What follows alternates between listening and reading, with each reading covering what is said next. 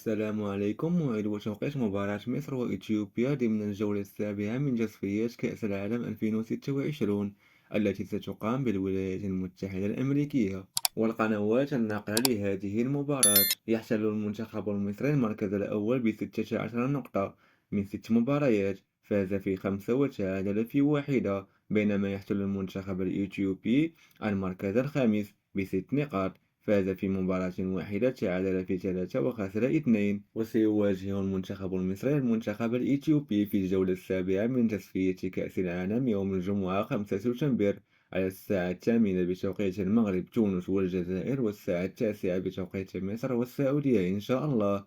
وستنقل أطوار المقابلة مباشرة على قنوات أون تايم سبور المفتوحة على النايل سات، وأيضا قنوات اس اس سي السعودية، وبالضبط قناة اس اس سي السعودية واحد. فرجة ممتعة للجميع، وشكرا لكم على المشاهدة.